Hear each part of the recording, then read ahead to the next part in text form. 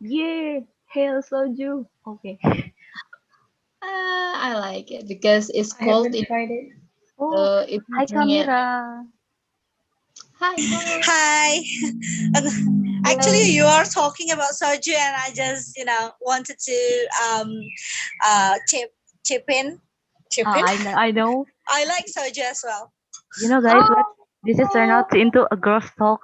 This is Okay. suddenly turned out into a girls talk. I will Okay. never say what. No, no, it's okay. Okay. It's good to have a girls talk. but Tom's never tried it before. I really want like a challenge him to drink it. So who's better drink it or just like really want a challenge? Oh, let's Really try strong. Ah, later, but not today. Okay. Wait. Oh my god. Sorry. What time is it? Oh my god.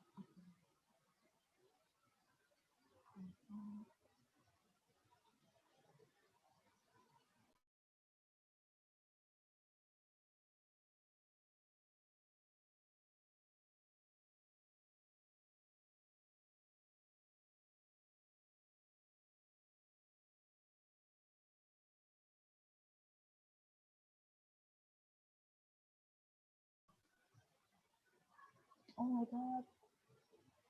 Oh my god. Adrian.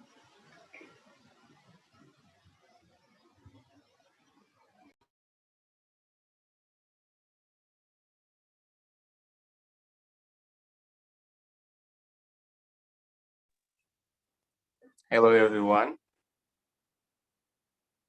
Can you hear Hi, my voice Kajani. clearly? Yes. Okay.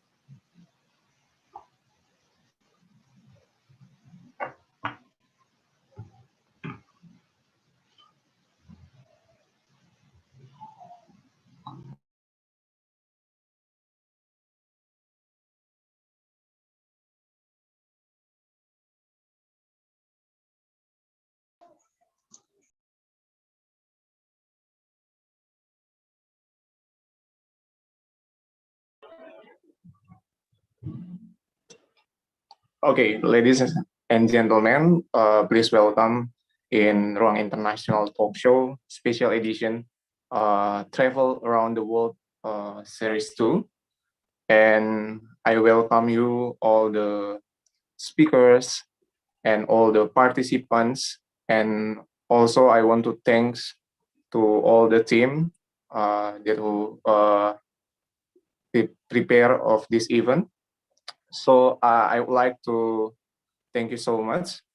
And I inform you this talk show in this afternoon will be talk about um, life balancing during pandemic, um, work, love, study, and health. And also we are uh, have some speakers, and I think all of us can wait to join, have a nice discussion in this afternoon. So before that, I would like to introduce you all about our moderator of this talk show in this afternoon. So the moderator comes from Indonesia. There she is one of the member of Ruang International. She's Tifal. Tifal for now, Tifal is human resource manager in Ruang International, and also she is a student of UIN Syarif Hidayatullah, Jakarta, and she's also active in some organizations in Indonesia, like in Polyglot in the Indonesia Jakarta chapter, All Shark Youth Indonesia, International Studies Club, and some other organization. And she's active also in various volunteer activity. and projects like education content writer in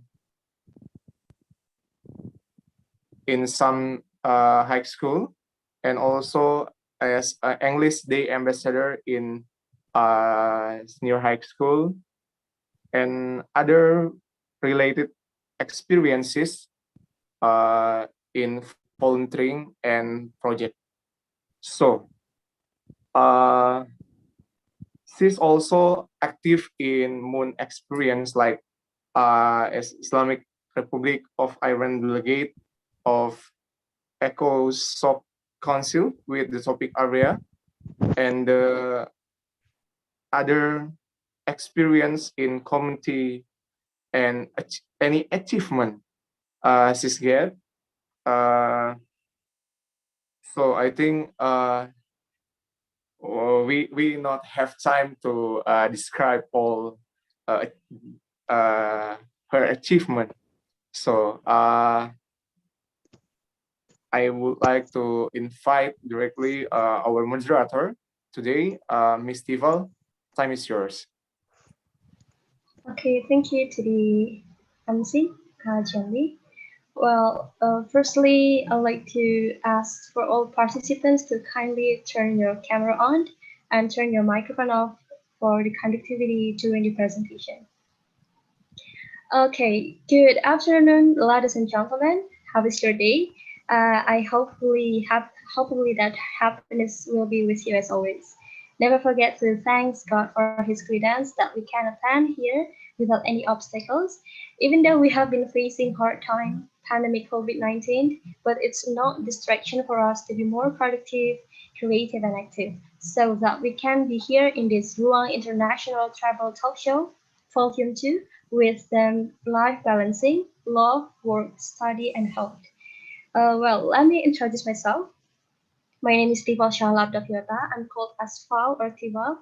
I'm a second year student of Arabic language and literature in one of university in Jakarta, and it's such a precious chance for me to be a moderator for today's event. And I'd like to welcome and thanks to the Honorable President and Vice President of Ruang International, and for all committees as well, and to the distinguished, amazing, and outstanding guests, and also lovely participants here who have sacrificed all of you guys' time to be participating in this event. Also, maybe some sponsorship and media partner for contributing in this event, so this event will be running smoothly. And I will inform you on an overview about Ruang International. Well, Ruang International itself is an Indonesian youth organization to humanize and empower youth to be critical, creative, and active in applying and developing their abilities to be able to play a role and contribute in the midst of a good global society. And Ruang International travel around the world is as well one of Ruang International agenda provided for enhancing the role of youth as Indonesian successor to stay enthusiastic and getting new perspectives from the experiences of and journeys of speakers, especially in this new normal area. So, without any further ado, let's welcome our amazing speakers today, Kak Nathan Letvon, Sartina Johanna, Tom Thatcher, and Teddy Utiyu. Welcome. Hello, everyone. Seems that you are ready enough for today's talk show, and I guess participants and I personally cannot wait to hear from you. But before that, I'd like to firstly introduce our speakers today to our participants by reading the curriculum vitae. So maybe I will start first from Bro Nathan. Okay, so Bro Nathan Latvan from Czech. He is a bachelor in Indonesian Studies for Tourism in Udayana University and currently mastering in General Linguistic and Cultural Anthropology. And for some experiences as a humanitarian work volunteer, as a translator and community interpreter, sandwich artist, and private Spanish teacher. And the second is Kasatina Johanna. She is a diploma of statistics in one of university in now in North Sumatra, and she is at the same time as a traveler and motivator as well as educator. And she is a founder of Almighty Grace Foundation in Tarutung and homeschooling teacher with American curriculum. And the next is Tom Thatcher, as a Bachelor of Art, English Literature History, and teaching assistants in Kiro Christian School, and also private tutoring math or special education tutor. And the last is Scott Teddy Yuting Liu. He is majoring in visual communication design in Asia University, Taichung, and an exchange student in Chulalongkorn University in Bangkok, and a summer exchange student in Kansai University, Osaka, summer exchange student in University Diponegoro in Semarang. And for achievement, the third prize of Shaxi Design Award in China, Big Ten final, poster design in Erlangen University contest, and a lot of achievement that I cannot tell you all about it. So after I introduce all of the speakers, there are few questions. There are several questions that I want to ask, and this event is gonna be held like a talk show. So maybe there are several questions that I want to ask regarding the topic of the health and love, the study, etc. Especially during the pandemic of COVID-19. So the first question is, what was the most memorable experience while at home during the pandemic? What kind of activities that you usually do at home during the pandemic? As we know that we have been in pandemic since the beginning of 2020, right? So there must be something new that you guys do during at home. Maybe I will ask first to Ronathan. Okay, Ronathan, can you hear me? Hi, everybody. Thank you also for being able to join you today. I think for you, the most memorable experience was definitely the Christmas with my family because I spent the last few years in Indonesia and also in other countries. So for a long time, I wasn't with my family for the Christmas holidays. And now after a long time, after maybe 4 years, I was able to finally be with them. And it was like a miracle for me because the situation with pandemic in the Czech Republic is quite hard. There are a lot of issues right now. There is again the lockdown, so we can't spend much time with people outside. And the family gathering was like a miracle for me because all my family came together. We could have fun, laugh, pray, read, eat together, and that was really amazing for me. And I also have two little brothers. One of them has the same hair like me, and the other one different. He's like my little twin, and it was a lot of fun with them after a long time. So I really enjoyed the Christmas.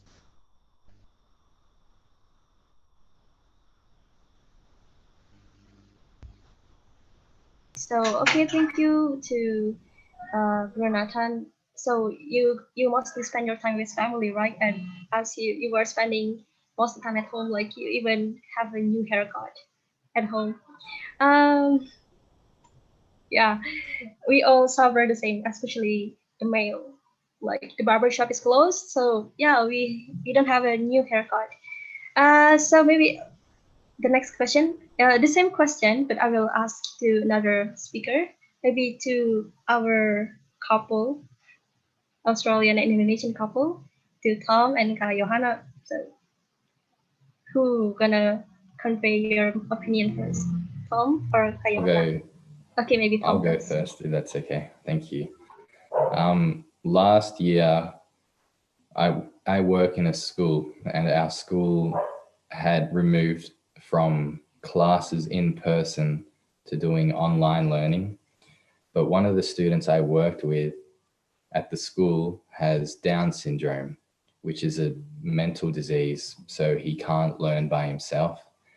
And his parents actually, when it was the lockdown in Victoria, in Australia, his parents hired me to come work with him in their home. So 2 days a week in the middle of the lockdown, I would drive to his home, and he loves hot chips, which it's like fried potato or kentang goreng for Indonesians. And you're only allowed outside of the house for about an hour each day. So each time it was lunchtime, I had to push him on his bike to go get chips. And this is a bit of a silly memory, but I smile when I remember it. I had to push him from his house up a hill to get hot chips or kentang goreng. And because it was lockdown, the first shop was closed. So I had to keep going about 500 meters. Second shop still closed. So I had to go down about another kilometer, and I ended up pushing him on the bike about, I think it was about 5 or 6 kilometers just to get some kentang goreng, which he really loves. And it was special to me because we weren't really allowed outside of the house. So I have a really nice memory of leaving the house with him just to get some chips, some kentang goreng. It's a bit silly, but it just makes me smile when I remember. So yeah. Okay, so kentang goreng reminds you of something simple, but that's really special for you. Okay, to Kak Teddy or Kak Johanna first? Teddy Okay, can. There's a lot of memories. If you don't mind, Teddy, would you like to go first? Okay, I'm fine to go first.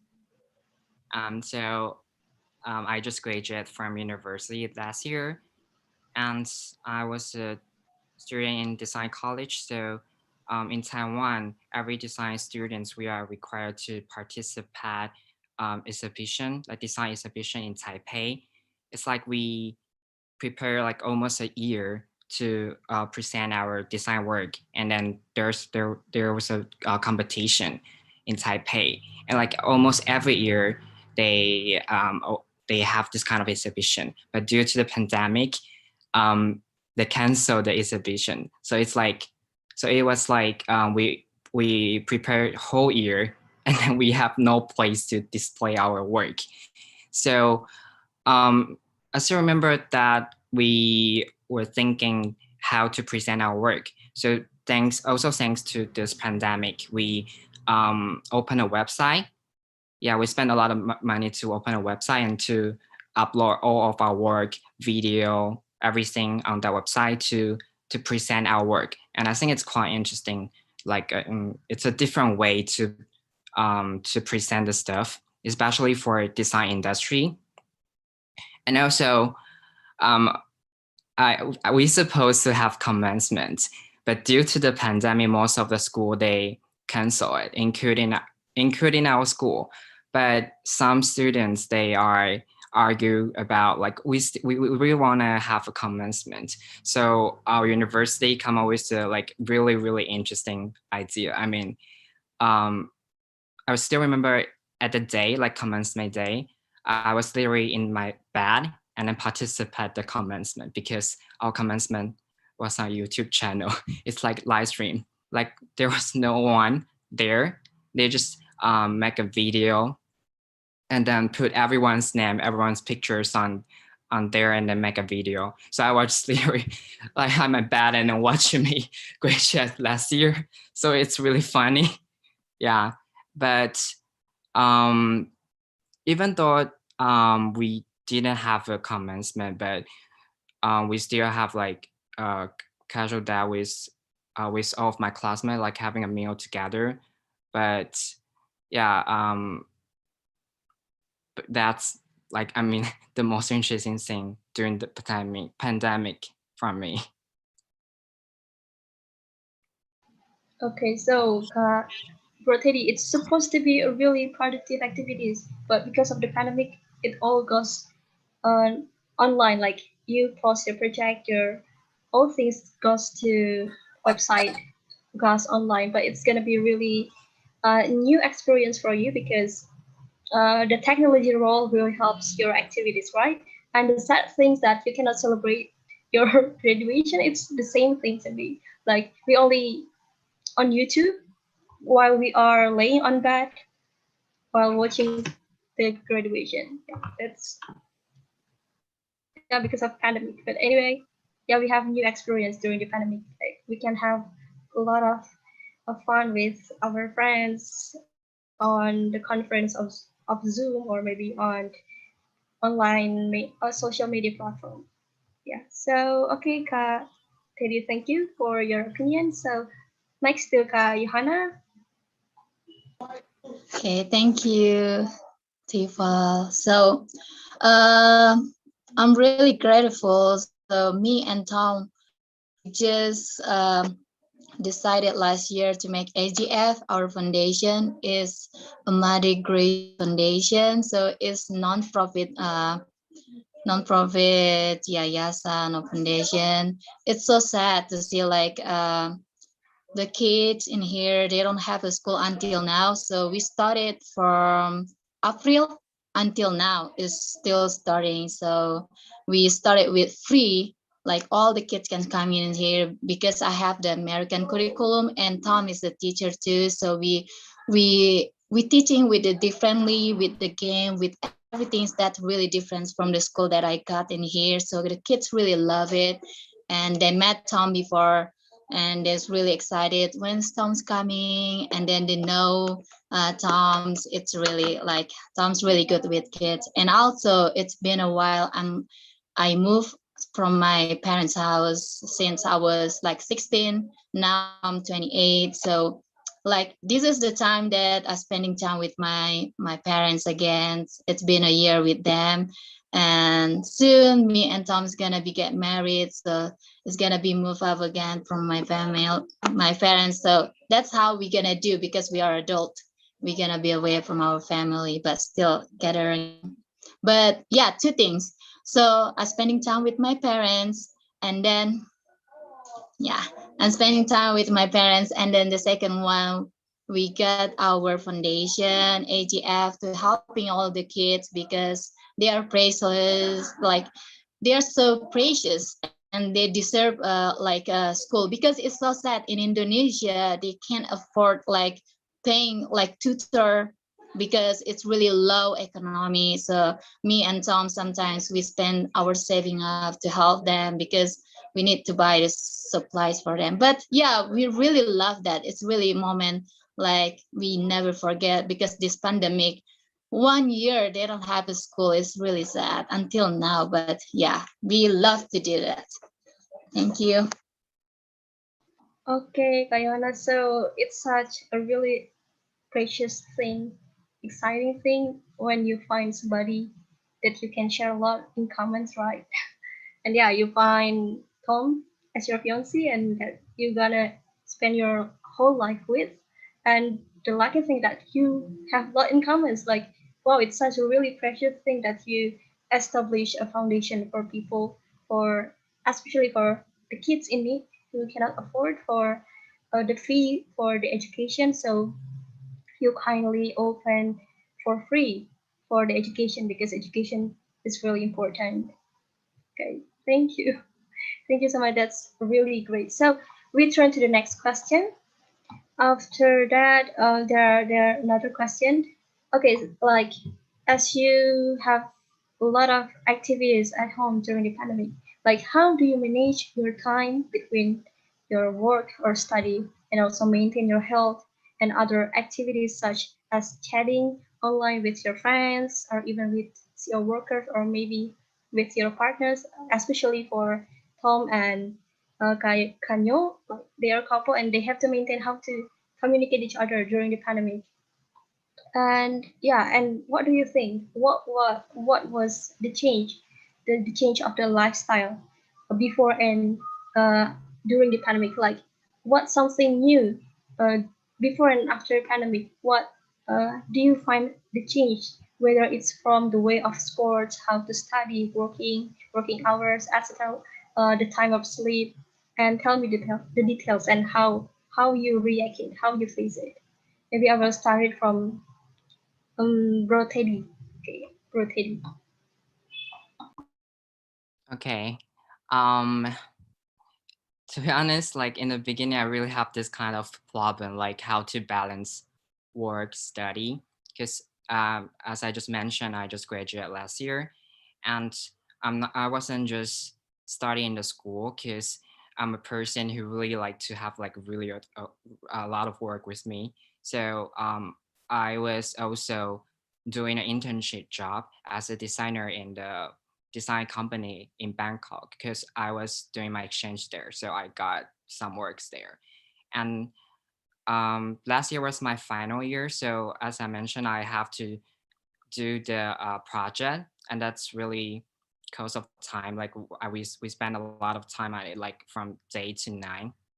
And my boss in Bangkok, he like I think maybe because of this pandemic, so he feels like I should manage my time by myself. So he didn't like really tell me what time you need to when's the deadline or what time you have to work. Like it's quite flexible for me. Like because I'm in Taiwan, I have to work remotely. And in the beginning, in the beginning I skipped some classes because the work from Bangkok like so much, and I cannot finish in time. So sometimes I skip the classes. So it's a bad thing lah. But so I self feel like it's not a good thing.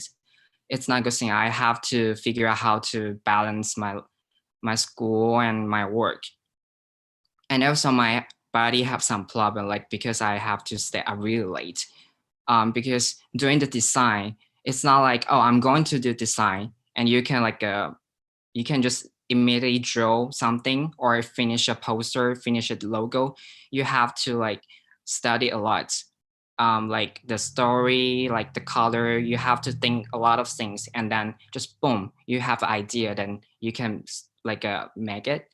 So I spent a lot of time on doing my design, and so I feel like it's not good. So I talked to my boss in Bangkok, like I feel like I lost my balance. So I told to him like I wanna reduce my job. But I think like communicate is a good thing. At this, he knows that I have this kind of issue, and then he understand that. But I mean, it depends on your boss. At this, my boss, he's kind of understanding, so he reduced some work for me. And then and then after that, I kind of like have a balance, a better balance compared before. Um, so my time must be like in the morning I go to school, and then after school like evening like 5 to 6 p.m. I back to my condo, and then have a meal, take a shower, and then start working again. And I set the time like before 2 a.m. or before 3 a.m. I have to finish this design work, no matter I mean, just I don't want to like due to that time. And after that, I conduct that schedule for like a few months, and I feel like, oh, I'm going on the track again. Like I can do well on my school, and also I can present my work to the company in Bangkok. So I feel like yeah, it's quite important like communicate with your boss or with the teacher in the school, because I mean like they can understand the situation. And then yeah, that's my like how I balance my time doing work and the study. Okay, like I heard that you has such a super hectic activities that you even lost your balance in it. But as the time goes by, that you try to control it all, and your teachers all try to understand, even though in some circumstances they cannot understand it.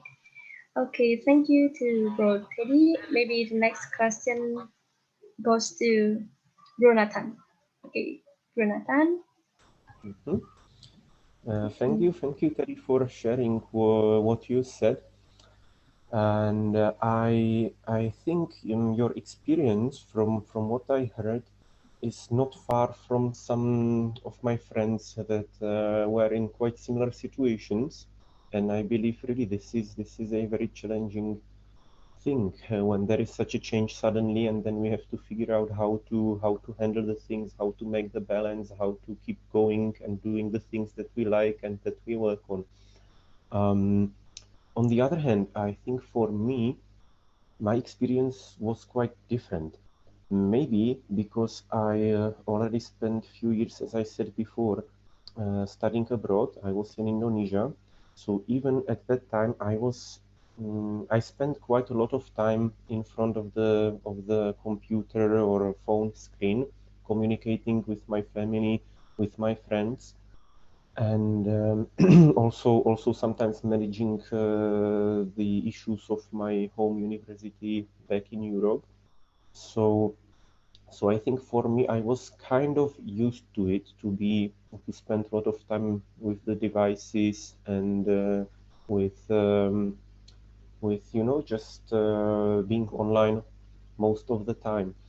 And also, when the pandemic started, I was actually on the way from Indonesia back to Europe. So for me, when I arrived here, the only task to do basically was to finish my bachelor thesis.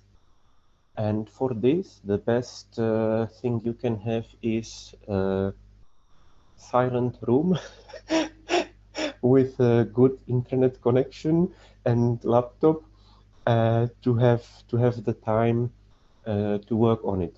So for me, in the beginning, I felt it like the best conditions for me, just I could be by myself writing and finishing the thesis without any other distractions. And so the world outside, for me, it was somehow like a completely different world. I saw in the news about the virus and about the restrictions, but I had to sit and write anyways. So for me, in the beginning, it was quite nice. I mean, the pandemic itself, not of course, but I mean the time that I could have for finishing the studies and for writing.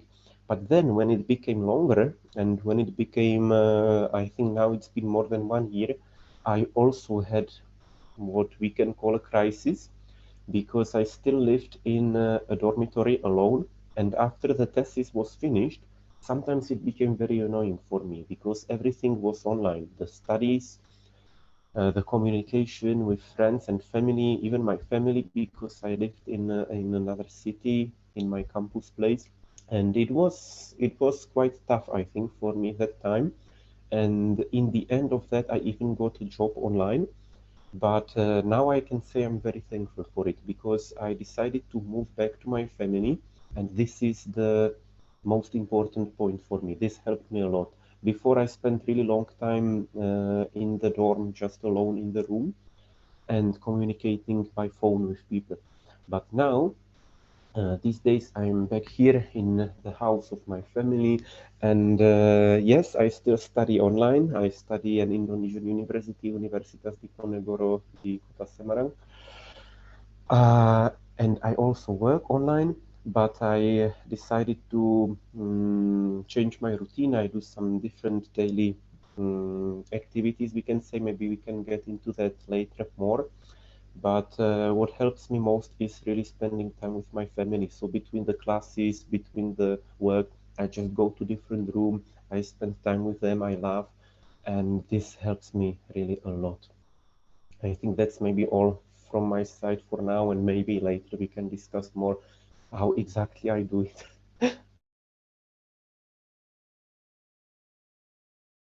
Okay, so yeah, maybe like pandemic is not only it's not the only distraction. This distraction also came from the connection, the communication also. It's one of distraction, and I'm happy that you're home finally. That you have your priority with your family, even though yeah you do job online, everything's going online, but at least now you are at your home. You feel safe, you feel comfortable with your family, you have priority with your family. I'm glad for that. Okay, so the next is Kanyo. Okay, Kanyo. We turn to Kanyo. Sorry, mom, just can you do first, Saya? Oh, Tom. Okay, turn to Tom. Okay. Yeah, so again, as Nathan said, I have a similar experience with him and Teddy too. in 2019, my life, I think, was very simple.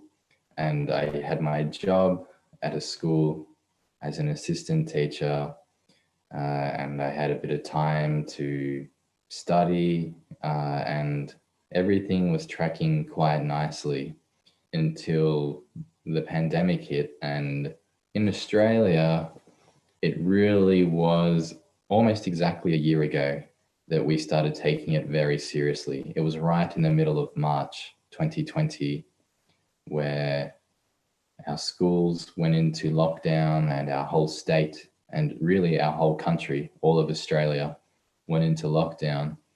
And during that time, I know I went from feeling like having a very low stress, simple lifestyle to what felt like a very suddenly cluttered or very busy lifestyle, because we had to switch from teaching or assistant teaching for me in person to doing it all online.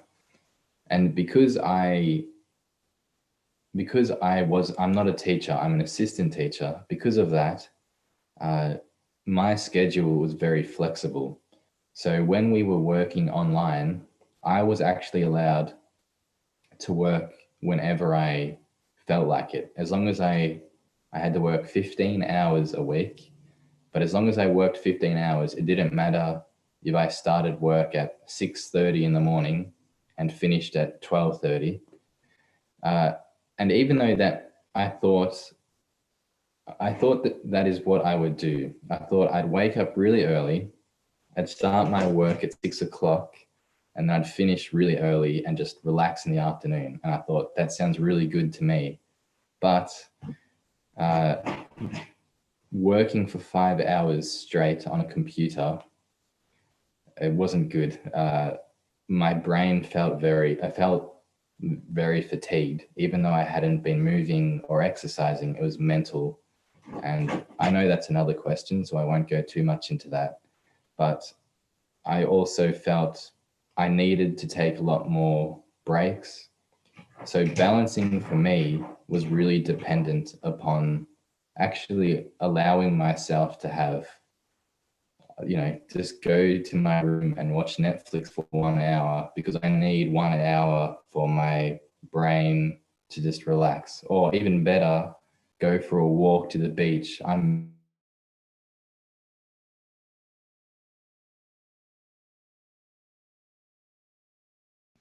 Hello? Maybe there is Tom is freezing. Connection. Connection. Okay. Okay. So should I continue? Yeah. Okay, maybe you can just continue cover Tom. Yeah. I don't know this is cruel or not.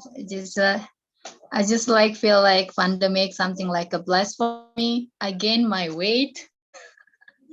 I ate a lot.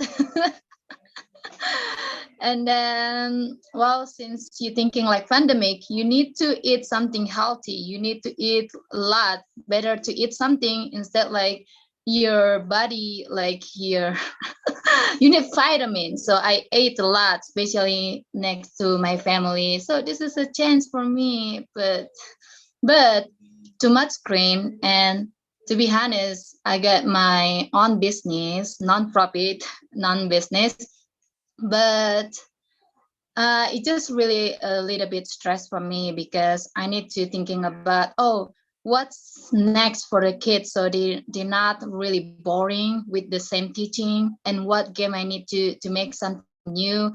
It just like really make me thinking. And Tom's really busy sometimes, and then like, because the founder, me and Tom, and I just really like, can you do this one, rushing him, and it's not fair to him because he has 3 jobs, assistant, and then it's just like, well, a little bit stressed, because, and also I'm easily forget a lot of things so fast, because time so fast, and then just like, oh, today Monday, what, tomorrow is gonna be Saturday. It's just like everything so quick, and then, oh no, Oh, it's just like even my age. I don't know. Like, am I 27 or 28? Like, I just don't know because too much screen. I barely use a screen when I used to work with American kids that I was homeschooling. You know, homeschooling face to face, one kids, and I only have two kids, so it's more responsible like in person. But this time I need to talk with Tom because we need to review. Oh, I'm teaching this one. What do you think? And we need the other one. So it's just like too much screen sometimes for me. So I easily forget. But maybe I need more exercise. Maybe so that's how I'm balance it. But I gain my weight. Thanks for a pandemic. Okay, Kanyo. I guess most of us we gain our weight because of the pandemic. Like we stay at home. Like yeah, stay at home, and we rarely do activities outside. So yeah, and also our family. Like yeah, the same thing. It also goes to me. Like my parent told me like, okay, it's such a chance. It's such an opportunity for you to gain your weight. Like I'm already fat enough. I personally say that I'm already fat enough that my family would think that no, you are still thin. You have to eat a lot. That's our parent. Okay, maybe I saw in the comments also the same. Bro Teddy also had the same thing. Okay.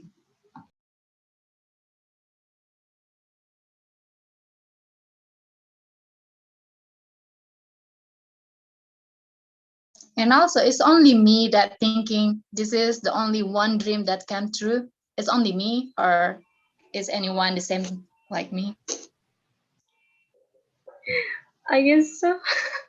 Any of you, maybe any of you, you can raise your hand if have the same thing like Kanyo. Okay, so we've done with the question about managing and maintaining our time, our activity during the pandemic. So another question is, if this is the pandemic will running for a long time, we don't know when this pandemic will end. How do you deal with a long distance relationship? Maybe any of you like you have your partner live in different city or in different country. Like, do you schedule your conversation with your college's classmate or your partner family from a different place of residence? Like, how you will face it? Like, if the pandemic will never not will never will not end in a short time, how do you deal with long distance relationship with partner or with family or with anyone? And maybe if you live in abroad, if you live in different city, especially far from family, did you sometimes miss anything or any experience during the pandemic that remind you of your hometown? Have you ever experienced culture shock, or maybe culture shock that something that new that you never visit before, or you never find it in your comfortable zone? So maybe I will go first to who first? Bronathan, I guess. Okay, Bronathan. Mhm. Yeah. So, um, this is an interesting question. I feel always like it has really these two levels. One of them is the level of the romantic relationships, and then the other one is all the others, we can say, with the family, with friends, because I feel, especially in these days, I think in this online days, I feel somehow these two to be quite even more different than usually. And for me, I think I already talked before about the time with my family and friends. With my family, you already know that now I live with them. And for my friends, this is a tricky question. I still feel somehow my relationships with friends changed during this last year, but I still can't say exactly how. I'm still somehow trying to understand how it is, because I'm in touch with quite a lot of people, but it's very different. You know, many of them really we can't even go outside. Sometimes we go with some friends even though we are not allowed to, we take his car and we go somewhere out and do some crazy things because I believe we all need it. But this is for me, I think, really the biggest or the most difficult challenge of the what I call the virus times or the pandemic, because this is really very tricky. And the problem is what you mentioned already, Tifal, that we don't know when it will end. And these days people say it will not really end, it will just somehow slowly change, we can say, or slowly fade out. But the problem is we don't know.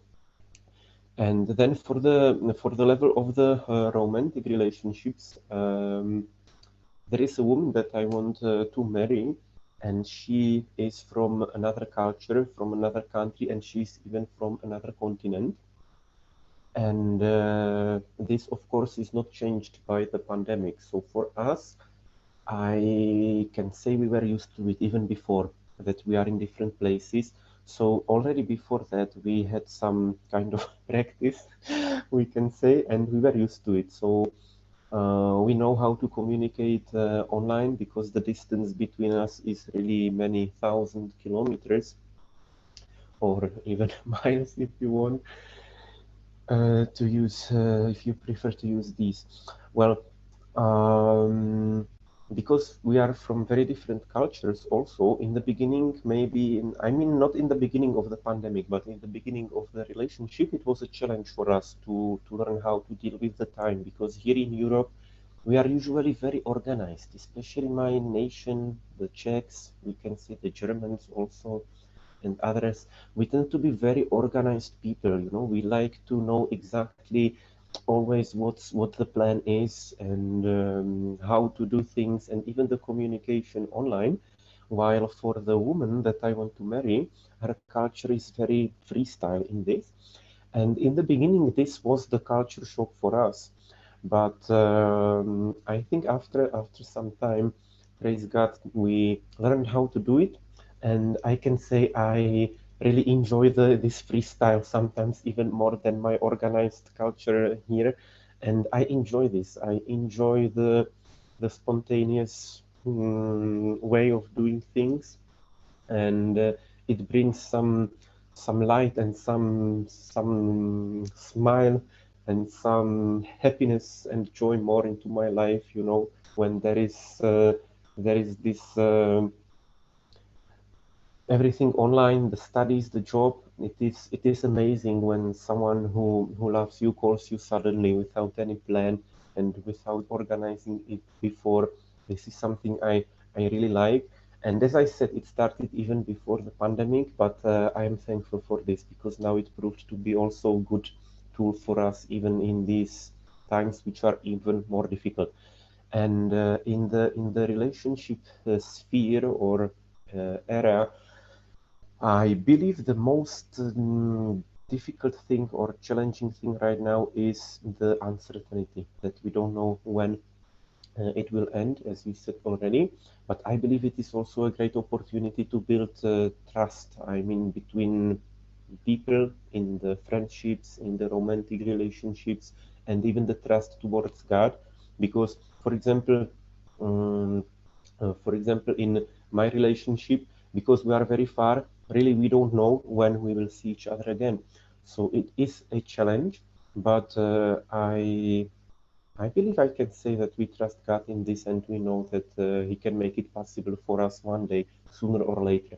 Just sometimes it is difficult to accept here in this mind, this waiting, but this is what it is now. So it's a challenge, but I believe it is completely possible.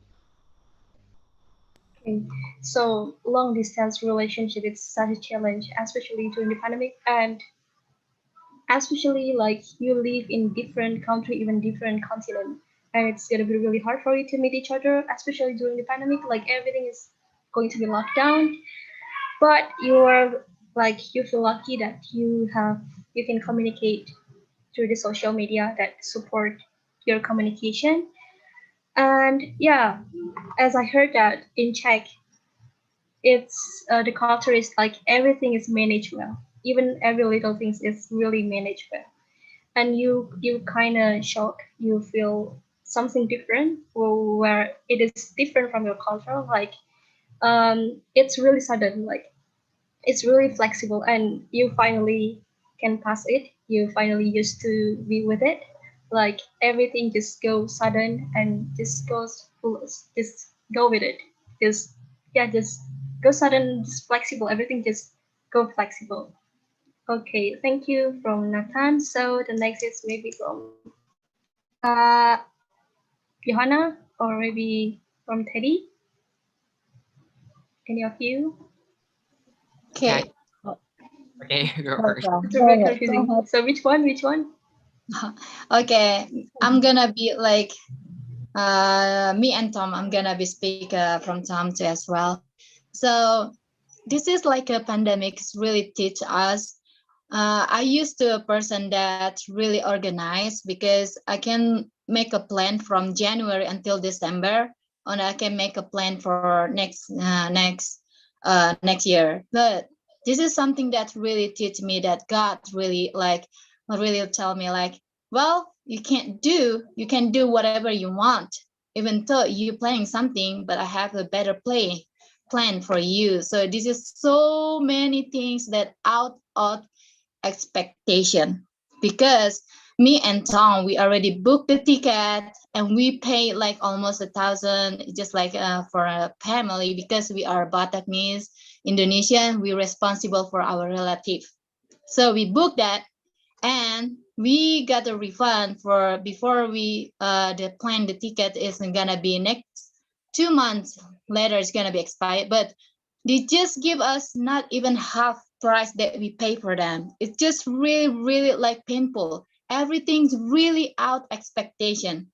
We just really like, oh whoa, it's just like we never thought this was gonna be happen, and we need to deal with that one. Well, we said, but sometimes Tom's really teach me like, well, we can accept that. That's how God teaches us about like you can't really hate that. You can't really like wasting your times to always thinking about that. You need to move on, trying to deal it with like you need to have a peace when every situation that's really out expectation, especially the documents, everything the office about the out, like we are me Indonesia and him Australia, we have a need to prepare the document, and they just like, no, you can't do that, no, we close, no, you need to wait for the next year. And then the government Australia said like, okay, you need to wait 2022, and so everything is so far. It's just like, man, everything is just right. Wow, out expectation. But this is about a challenge for us that we need to be more peaceful, not stressing out, because it's gonna be really make me and him fighting. But this is just like, this is not his fault, this is not my fault, but this is about how we can be mature to accept the situation, because situation can change every time they like got mad. But this is something make me more adult, even though I hate it. But well, this is I need to face on, especially he is not in here and I'm all alone. I'm just really sensitive. Okay, I'm doing this one. Huh? Okay, just like, well, it's just like a selfishness trying to do the evil. But this is a something like, well, you're gonna do it with peaceful, or you're gonna lose your chance, or yeah, I just like, okay, this is a real challenge than in person. But yeah, that's from me. Thank you. Okay, like everything is already managed well, even for your ticket to Australia, even for document that you already prepared for that. But suddenly the situation just changed. It's the circumstance just distract your all your plan. But we cannot blame Tom, we cannot blame Yo, because this is the situation. This is how it goes. So, but in every experience, in everything that happened, it must have something that we can learn. There must be moral value that we can take. We can learn from what already happening, and we can take the good things and leave the negative one. And that's gonna be music for us to learn how to be patient, how to stay strong, how to motivate each other, even though we are in a long distance relationship, but distance is not is it means nothing. Just even though we far each other, but our heart is still connected. Okay, thank you from Kanya. So I'm gonna turn to Teddy. Okay, from Teddy, how is your story? Okay. To be honest, like last year I was planning to continue my study in Bangkok for the master, but due to the pandemic, I cannot fly to Bangkok, so I have to like extend for an year. And then you guys can see my hair. Actually, my hair was longer, but due to I keep staying in Taiwan, and I'm not studying, and I wasn't working, so I have to like my government asked me to do mandatory military service. So I'm like a soldier now, like an unprofessional soldier now. So like I really don't like to be in the military. So thank you, pandemic. And mentioned about like long distance relationship. I'm so solo, so I was just talking about like a friendship stuff. Um, Even though I'm studying in Taiwan, but actually my friends from abroad are more than my Taiwanese friend, and I have a lot of foreigner friends. And because of pandemic, they cannot come to Taiwan, so some of them back to their countries. Like almost all of them went back to their country. So I was really lonely in Taiwan. Um, so how I like maintain the relationship, like a friendship with them. Um, I use social media a lot. So I would just whenever I see their stories or post, I would just comment under the post because I feel like it's the easier way, like to interact with them. Because I mean, having friends is not like, oh, you have to set a schedule, what time to what time I need to talk to which one, and what time to what time I need to talk to like another guy. It's not like that. It's I mean, like for me, it's like just a feeling. Like today when I saw something interesting thing, I would just, oh, I want to share this with my friend, with my family. So like I don't really have a schedule, but just like what I mentioned, like when I see their posts, I would just comment like congratulations. I was like, how you going, something like that. So I feel like, oh, you're really like care about what is go through, or what's your life going. So I do like that. Um, yeah, and for the I missed a lot of things because of this pandemic, not just because the school or military stuff. Some of my friends they got married this year, like in also in Indonesia, Mongolia, like Thailand, and my really best friends, but I cannot even attend their wedding, and I feel so bad.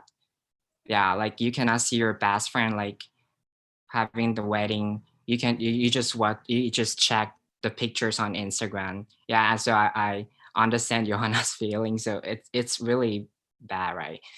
But because but whenever but whatever, we need to like tag that. So I really hope like this pandemic can go through, can go through this pandemic as soon as possible. Yeah, and yeah, that's my story. Okay, so that I mean, like to keep contacting, to keep communication with your loved one. It's not only about you have to put a schedule to have a call with them, but every little thing that you can do to show your enthusiasm, to show that you are care. Like even just mention something in your post, in someone post, or just like someone post, or just say like congratulations on the post or on the story of Instagram. That's one of the way to show our care, to show our enthusiasm, to show our enthusiasm that we want to keep in touch with them. And yeah, pandemics really sucks that it distracts you to meet your friend. Like you cannot even attend your best friend marriage, your best friend wedding because of the pandemic. But at least you can say congratulations. You can say, "Oh, many happy." Like you can say, some compliments from social media that shows that you care to them. Okay, so we've done with that question. There are other questions that I want to ask you. Um, yeah, so we have come to. Okay, it's about. Have you ever experienced about the mental fatigue or just feel bored because you are too often at home, or if you work outside, or even you do the public activities, but you still have restrictions to do, like you cannot even go somewhere that you want to because of the pandemic, even though it's new normal. Like you can go out normally, but there are some restrictions that distract you from doing a thing. And how do you face it? How you survive it? And also, maybe any of you telling the story about contacting the loved one during the pandemic. So, like maintaining how do you put your trust during the pandemic to your partner during the pandemic? Like after you do a communication with them, maybe you find something that you cannot trust, like maybe they are cheating on me, there is the affairs that want to be the third people in relationship, like how do you face it? So maybe I will ask to who first, maybe to Kayohana and Katom first.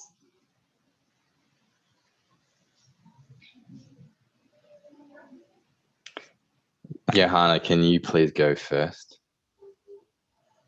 Okay, Uh, Johanna. what's the question again? I'm sorry. What's the question again, Tifal? Okay, so the question is, have you ever feel that you are bored enough?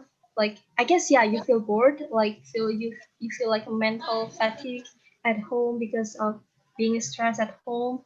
Like even though we are entering the new normal, but still that you find some restrictions for doing public activities. And how do you maintain your trust to your partner, to your loved ones, especially you are in long distance relationship? How do you put your trust? Maybe you will think, maybe someday, maybe sometime you think that, oh, your partner is cheating on me, or they have third people in a relationship. How do you maintain it?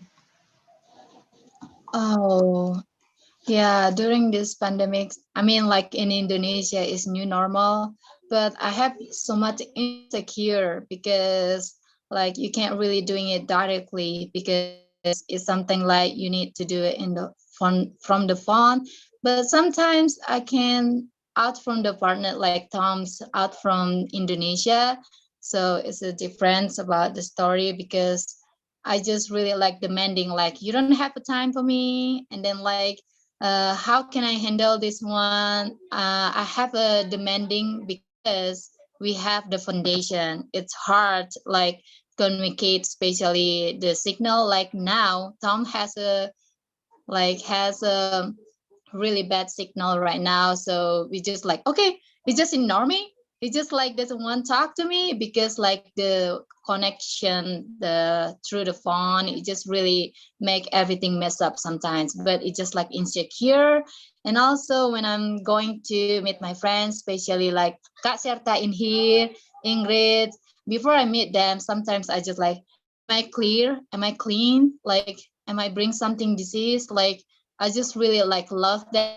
I don't want to like usually when I met a person, sometimes I hug them and sometimes I'm really like overreacting. You know, girls, whenever they see each other like exciting, there's something like spending time together, shake hand, and then they like chipika, like your face, something like that. So, but so many insecure from me. Look, no, I'm like I'm not clean. I can't really do this one. And sometimes I really need to meet them, but sometimes I need to say to myself, no, still there's so many disease. You can't really meet a lot of people. But I'm a person that can't stop. I'm a person always active. Meet the friends, go there and traveling to. Especially I need to meet like to get something. Especially I have a business. to selling something, so I need to go this one, go there. So it's just like so many insecure for me that I need to hold myself because I don't want to hurt people. I don't want to bring them something not really safe for them. And also I feel bored, like especially only at home, only with kids. All environments, it's all kids, no my age. It's so hard to find like a friends with my age. Especially I need to move, like to travel 8 hours to meet my friends, or 2 hours from it's so far. But yeah, it just really like I can't handle it sometimes because the new normal is not really helpful because we still don't get a vaccine and anything that really make us 100% that can meet with people. But yeah, this is for me. I don't know, is it connected with the question, but Tom's can adding a little bit.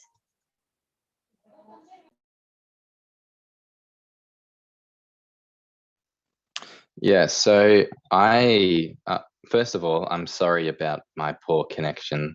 I've had to switch to a phone, so I apologize for the inconvenience.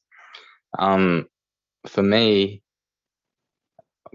I heard Sis Tifo mention potentially being worried about your partner cheating. I was never personally worried about that because I trust Johanna.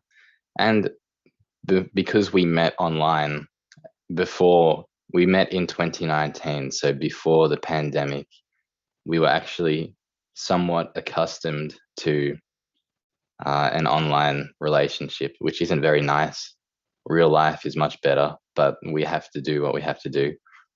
I think for me, yeah, especially when work moved to working from home, and as I've sort of alluded to previously, in Australia, when it was a really strong lockdown, you really weren't allowed outside for many reasons, and it did get, I mean, it did get quite lonely, I think, not being able to leave the house. And so all my sort of insecurities or stresses came from that sort of boredom about being at home constantly and not being able to get out. And even before the pandemic, it's not like I was going to parties every week or something like that, but everyone needs human interaction. And so, yeah, just being at home in my room working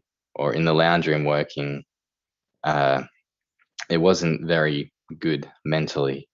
And so, similarly to Johanna, a lot of my anxieties from this pandemic have grown out of limited human interaction. Thankfully, in Australia, restrictions are starting to ease because we've handled the cases are going down. So we're a bit more free now, which is not just good physically to be able to leave the house, but mentally to see people, to work with other people has helped to alleviate some of the anxieties and insecurities that have come from this pandemic. Okay, as from Johanna first, no, Kanyo said that she's really active. Like every time, like it's a girl's way. Like when we meet each other, we're gonna hug. We're just gonna not really had a really hectic chit chat each other, and yeah, that's gonna bring a possibilities to infect each other, especially like we don't know if we actually the carrier the carrier one who can infect other people who has a weak immunity, but who knows? So yeah, like no, start to okay, hold on, just don't go too quick, just don't go too far to stop the outbreak of pandemic. And yeah, from Bro Tom that said he said that yeah he kind of has a less interaction with people, but um, the thing that uh, can be the example for us. It's such a ghost couple that he never had a trust issue with his couple, with his partner. And it's gonna be, yeah, that's gonna be the example for us, especially to the single one. If once we meet our partner, yeah, trust is number one. Okay, so next maybe I turn to Bronathan. Okay, Bronathan. Hmm? For me, I think I want to say that I really like the point shared by Tom about the trust in the relationship, and I can say I feel it same. I feel that I trust the girl that I want to marry completely in this, and praise God for this because this is something very special and I believe very important also. Because if we don't have this, then I can't imagine how it would be the relationships in general, not just online. So this is for me very important.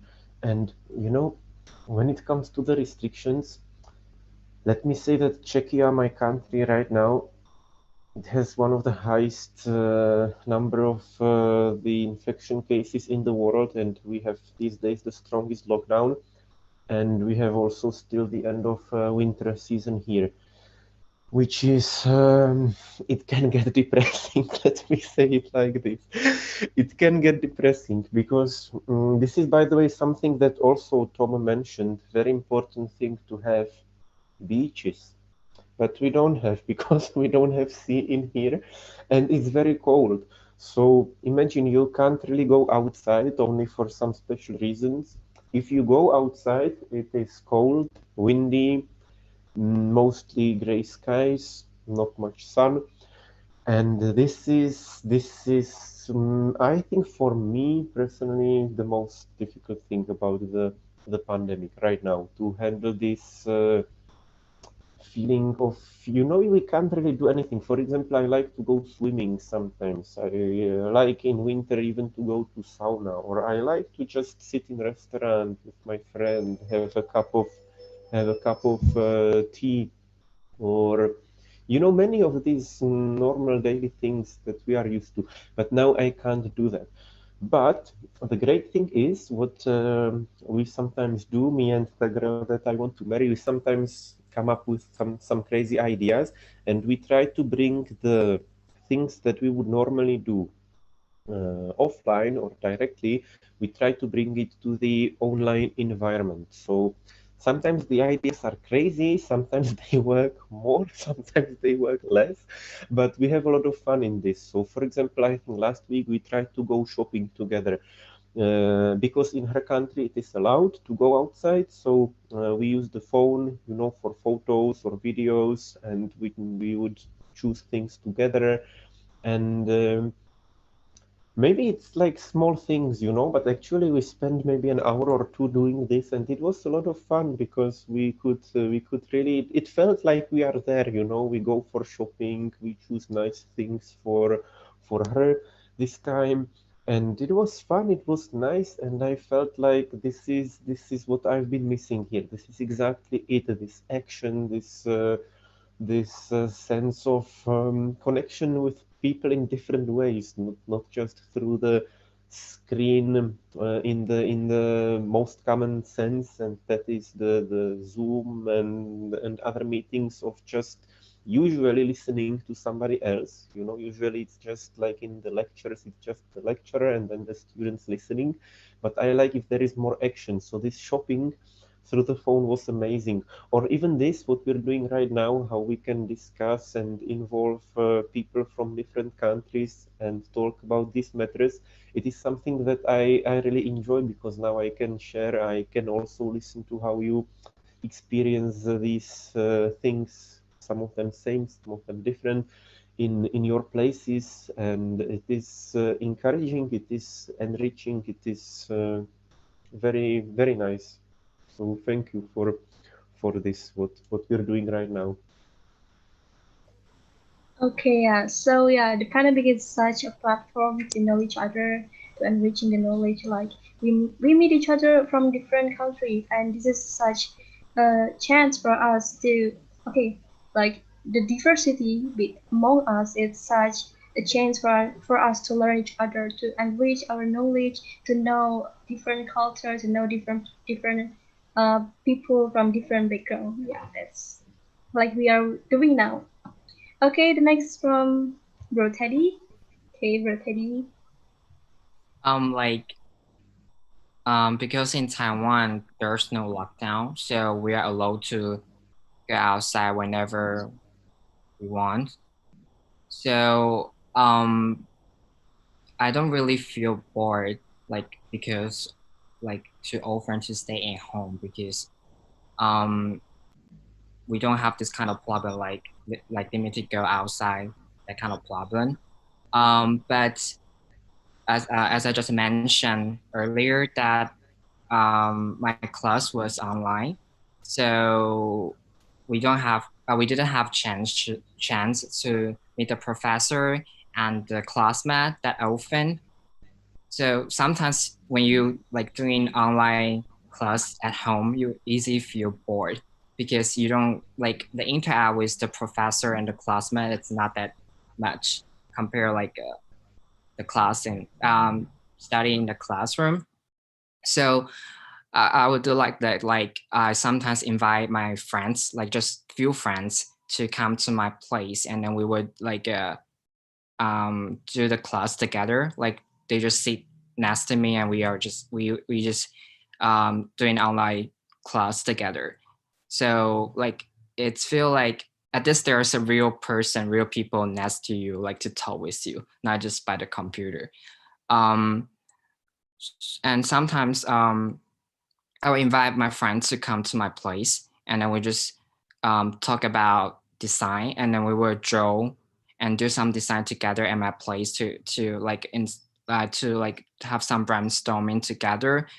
I mean during my study because even though even though we are able to go outside, the government still suggests us not like travel around during last year. But this year, I mean, the situation in Taiwan is not that bad. So the government now, they have a lot of um, plans. Like they sponsor us to travel. I mean, only in Taiwan to go to other city. Like I'm in the south of Taiwan, and if I go to other city, they will sponsor us the hotel fee. Yeah, like everyone can apply that to like to also like to solve the problem, like people that got bored, and also the hotel they need they need the customer and the money because the tourism they are not tourists they are not able to fly to Taiwan earlier. So I mean maybe the situation in Taiwan it's a little bit different with other countries. Yeah. Okay, so from Bro Teddy, that you're not really bored because of maybe there are a lot of activities like study, so there is no space for you to be bored because you are just busy with your activities. And yeah, in Taiwan, it's getting better, even though like last year, maybe government start to open the public activities. I guess it's because for the economic stabilization, like it comes from the tourism, and yeah, people just do the matriculation, just do like yeah, they move and they go and move from city to other cities for their works, yeah, for the stabilization of economy and their own condition. Okay, thank you for maybe this is for now. It's enough for this question. Actually, we have other questions that I want to ask you, but before that, I'd like to firstly convey you that we have the presentation from Teddy, from Bro Teddy. Okay, maybe from the operator. Yeah, from Kateri. There will be the presentation that will be conveyed by Kateri. Okay, so maybe from the operator. I'm sorry. No. I'm sorry. Not Teddy. Tom. I'm so sorry. Okay, there will be the presentation from Tom. Okay, maybe Tom gonna share the screen. Okay, so I've just written. I haven't actually prepared a PowerPoint presentation. I was under the impression that it was more of a lecture. So sorry, Nathan, more lecture. But I have prepared some. So I was informed that I would primarily be speaking on the topic, the theme of today, which is health and love and managing and maintaining these practices during the pandemic. And so I'm going to try to speak for about 10 to 15 minutes. If I'm going too long, Miss Tifel, please let me know, and that is okay. I won't be offended. So as some of you already know, my name is Tom. I'm from Australia. I'm 24 years old, and I am an assistant teacher studying to become a full classroom teacher. So my expertise isn't really in health, but what I do bring to the table is that I am a normal human being who, like everybody else, has been affected by this pandemic. So I thought I'd just begin by actually talking about what health actually is. And so I looked up a definition, and the definition I got from the World Health Organization, or WHO, is that health is a state of complete physical, mental, and social well-being, and not merely the absence of disease or infirmity. So health is not just not being sick, it's also being mentally healthy, socially healthy, emotionally healthy. And one thing that I personally would add to that definition is spiritually healthy. They didn't include spiritual health. And that's something that I think is incredibly important before the pandemic, during the pandemic, and after that pandemic. So I Googled the definition again for spiritual health to see what I would find. And what I found was this definition.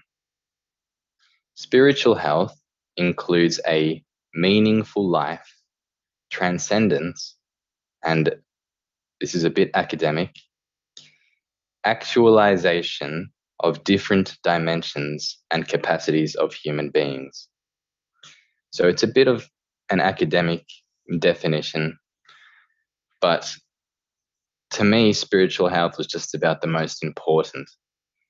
In terms of maintaining any sense of health, you can't be healthy if you aren't spiritually aligned. And I'm aware that I'm speaking to an international crowd, and not everyone has the same beliefs as I do. Just for the record, I am a Christian. So being spiritually healthy for me had a lot to do with boosting all other areas of my health. So I thought I'd start by talking about spiritual health. And I'm going to talk about the other ones very quickly too, within my 10 to 15 minutes. So spiritually speaking, during the lockdowns last year in Australia, or in my state, in Victoria, all religious services were banned for about 3 months. So there was no church. It was against the law to go to church. It was against the law to, if you were a Muslim, to go to mosque or to go to synagogue if you were Jewish. All religious services were banned. Now, speaking as a Christian, something that's very important in Christianity is, and I'm sure it's the same with the Muslims and Jews too, is coming together to worship in person. And we weren't allowed to do that. So something that helped me during that time, especially, was prayer. And again, I know maybe not everyone in the audience likes to pray, but for me, that was really important in maintaining a spiritual health, was knowing okay, I wish I could go to church. I wish I could be with other Christians, but at least I know I am still in God's presence and He is still offering His blessings to me, the chief of which is prayer. I can actually bring all of my problems to God. And that's really what prayer is within Christianity, is we are invited to speak with God and ask things. So I could take time last year when I was feeling overwhelmed and actually sometimes almost just break down a little bit and say, why? Why did this pandemic have to happen now? Why couldn't it just wait 6 months and I could be married and I'd be with Johanna? Why did it have to happen right now? Why did the government have to ban church? And it's a bit selfish in a way, like, what about me? Poor me. But just having that opportunity to vent and to really just let everything out really helped me stay in the long term calm and peaceful. And so prayer was really important. And so I think I just wanted to really start off with spiritual health to just quickly talk about why I think that was the most important. Physically speaking, I got a definition for physical health too. Physical health is just one part of health. It refers to the well-being of your body. I think during working from home and during this pandemic, a lot of us have had to have a lot more screen time, which isn't really great for your eyes or your head, having a headache. A lot of us weren't, or in Australia, and it sounds like it's similar in some parts of Europe too, that you weren't really allowed to leave your home. Again, thankfully I had the beach, but not everyone has the beach. And so how could you maintain physical health? Well, most of us have the ability to do things like push-ups or squats. You don't need weights.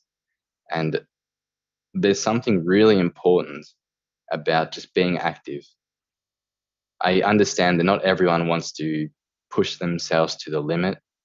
Not everyone would like to, work up a big sweat and get big muscles. But our bodies were created to move. And so even just doing 10 push-ups, or if you were working or studying online, just something that was really physically healthy, just stand up, walk around. If you can't walk to the beach, like me, I was very blessed, then walk around the house. Or I know it doesn't sound very exciting, but we weren't created to sit in front of computers for 10 hours every day. And so, and as the World Health Organization alluded to, all the parts of health, physical health, spiritual, mental, emotional, they're all connected. And so being physically healthy, it helps mentally, it helps emotionally. So my suggestion would be to the audience and to anybody looking for some tips is to just walk. If you don't want to do push-ups, if you don't want to run, just walk or just go for a jog, and it helps a lot. And I think I would like to just maybe finishing up in the next few minutes or so. The other aspect of health that I thought was incredibly important was emotional health. I think every single person in the last year has been affected emotionally by this pandemic. It has probably been the one aspect of health that has taken the biggest hit would be our emotional health. I consider myself very blessed in this pandemic. As Bro Nathan sort of suggested, not everyone has a beach to walk to, but I'm very blessed that I do. Not everyone is healthy to do many push-ups, but thanks be to God, I am healthy enough to do push-ups. And I think the one thing that really affected me in this pandemic is not being able to see and get married to my fiance. And so that hurt me emotionally. But other people I know lost loved ones to this disease, unfortunately, or they lost their job, or they grew depressed or anxious or insecure because they were locked down and they weren't allowed to see other people. And not everyone can handle that as well as others. So I went from having a job, my job as an assistant teacher involved working with a child, as I mentioned near the beginning, who had Down syndrome. And because he had Down syndrome, it means I had to be near him all the time at school. I had to help him with his work. I had to watch him at lunchtime, at recess break, because he needs a supervisor all the time. So I went from working a job where I was always with somebody, there was always human interaction, then working from home, no human interaction. And emotionally, it took a big toll. It took a big toll on me. And because I'm sure everyone can relate to that, I would like to just, again, very quickly share some tips on what helped me and what I think can help other people too. So what I think helped a lot was giving myself breaks. There's nothing wrong with just saying to yourself, I'm a bit upset, I'm a bit stressed, I'm feeling maybe a bit depressed, and I just need to step away from work. I need to take a little bit of time. There is nothing wrong with that at all. For me, I love watching movies, so it might just be I'm really stressed and I just can't do my work right now. I need to just take a break and watch 1 hour of a movie or go for a walk. Or your break might be talking with friends or talking with loved ones in your house if you live with other people. I think that would be the first one, is give yourself a break. There's nothing wrong with just saying, I can't do this. No one is perfect. No one is Superman or Superwoman. Not everyone can just keep going and going and going. The other thing I would say that was really important in maintaining emotional health was living by a cliche that most people have probably heard. Just take it one day at a time. Many people have probably heard that often, just one day at a time. What that means is just, and applying it to my context, if you told me 1 year ago that my country would be in lockdown for over a year and that I wouldn't get to see Johanna, my fiance, for over a year, if you told me that 1 year ago, I would have just, I don't know how I would have gotten through the year. I just would have just been a lot less resilient than I think I have been if I knew. But I didn't think long term. When our country, when Australia first went into lockdown, I didn't think about the long term. I didn't think, oh, this is going to go forever. This is going to be 18 months. No, I just said, okay, let's just get through this day. And so routine was really important, a daily routine. I would get up, go to work, and I'd come home and I'd have one episode, for example, of a TV show on Netflix.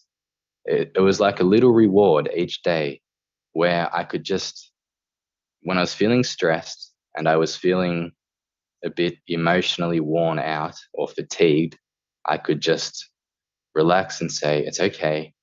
You're just going to finish work, go home, watch your TV show on Netflix or whatever it is. And you're going to have this little bit of time each day. Every day you have this routine. And you don't have to think about next year. You don't have to think about 6 months or 3 months. Just think about today. Then go to sleep, wake up the next day. Don't think about next year. Just think about today. And that mentality has helped me mentally and emotionally to exceedingly. It has helped a lot because I'm not stressed about thinking, oh, I'm never going to see Johanna because it's going to be forever. I'm just thinking, just get through today. And so I think that really was the main one for me emotionally. Having a routine, being able to recognize when I need a break, and being strong enough to just say, I need a break and I can't handle this work right now, or I'm feeling a bit upset, everything's overwhelming, I need to step away, I just need some alone time. And daily rewards, try to find something that you enjoy. It might be going for a walk, it might be eating an ice cream, something that you enjoy that you can do every day, and try to save it for the end of the day. So when you're having a hard day, especially related to the pandemic, when you're feeling lonely, you're feeling a bit upset or stressed, you can just say, okay, I just have to keep going a little bit longer, and then I'll let myself eat some ice cream. It's a little reward for surviving the day. Just keep going a bit longer, and you can watch an episode on Netflix just a little bit longer, and you can call your friend, just like a bit of a reward for each day. And I think those things, spiritually, emotionally, and physically, are quite simple. You don't have to be Superman to be able to do those things. Certainly, if you're religious or a Christian, and I guess it also applies to other religions too, but as a Christian, you can pray every day. You can pray all the time. It's very simple, and you can just be honest. You can just vent to God. You can just ask Him the hard questions. You can really just express yourself. You can pray. You can do basic exercise. Again, you don't have to be lifting weights or in the gym for 2 hours. You can just go for a walk. If you want to, you can do push-ups and stuff like that. That's fantastic. But we can all do some basic exercise. And lastly, I would say emotionally, just, yeah, as I've said, those three things, having a routine, having a reward, and just being able to take a break, it has helped me to, during the past 12 months, endure. And by no means has it, that I'm not saying that this is the solution to all your problems, that if you do these things, you know, you're still going to be always happy or no more problems because of the pandemic. At the end of the day, we're all very strong. If we've made it this far, we are all strong to get through this pandemic. And you can't be strong unless you feel moments of weakness. You can't grow stronger unless you're pushed. And it's not just about physically strong, but being physically strong. It's also about emotional strength. You can't grow stronger emotionally if you aren't being tested emotionally.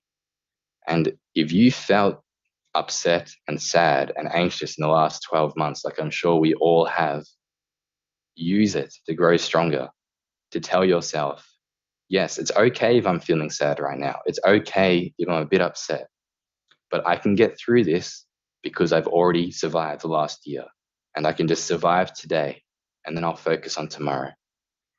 And so, yeah, I think those three things have helped me endure, and I'm hopefully, you know, again, I'm not God. I can't take away this pandemic, but hopefully what I've shared will help a few people, at least hopefully, to be able to implement some actions in their life that will help them to keep going. So thank you very much for giving me this brief time to talk. And yeah, thank you.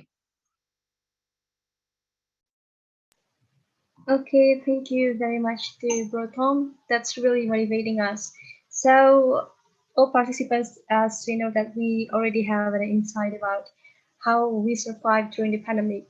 Okay, so even though we have been facing a pandemic, this is such the hardest time. Like we have to, however, we have to control, we have to maintain, we have to survive. emotionally, physically during the pandemic. And as we already got the tips how we survived during the pandemic, and we have to realize that we can pass through all these things. Okay, that was really motivating us. Thank you so much to Proton. Maybe any of you have any question? I guess that as I see from the comments that you all giving your big hugs and love to each other. Maybe you want to ask a question, you can drop your question on chat box, or maybe you can immediately turn your cam and turn your microphone on, or maybe just turn your microphone on and you can immediately ask. Okay, any of you want to ask a question?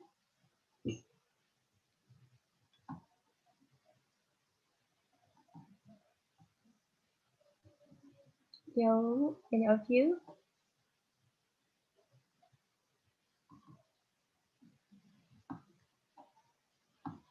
Okay, okay, from Veronica. Would like to ask a question. Okay, sure. You can drop the question.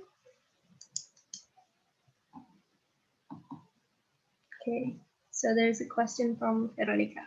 Maybe she's writing now. Okay, okay. You can open your cam.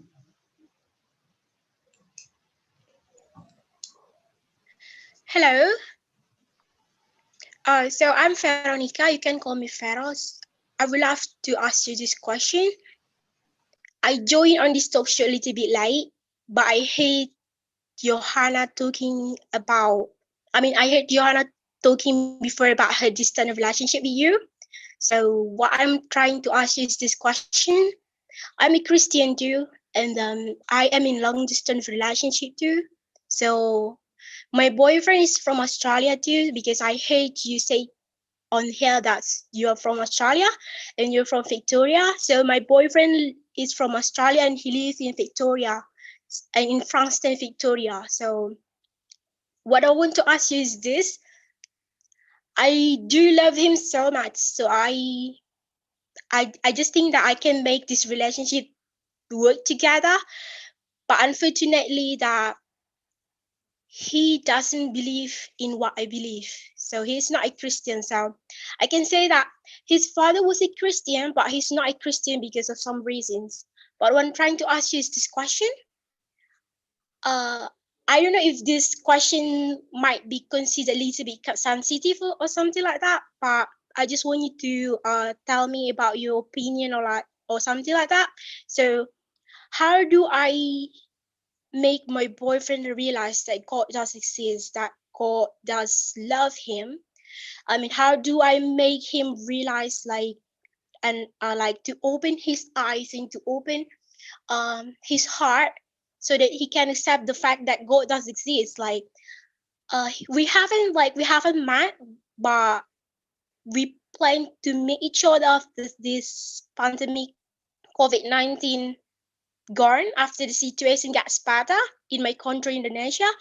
And it might be in 2 years, in 2 years. So Yeah. he said like this to me before, that he's willing to give it a try. Like he's willing to go to church with me together every Sunday, to like pray together and to do what Christian people do every Sunday and stuff like that. But I just think that it's an amazing thing when he said that to me. So I just think it's a big sign for me to get closer with him, to help him, to help him to realize that God does exist. Because I feel sad. I'm just sad. Like I just feel sad that I do love him so much, but I can't just believe that he doesn't believe in what I believe, because I'm a Christian and I do have faith in God. I do believe in Jesus. But I would love to ask you this question. And I would love to talk to you about this kind of situation, like this kind of thing later, out of this Zoom, out of this talk show, if that's okay with you. Yes, So that is okay.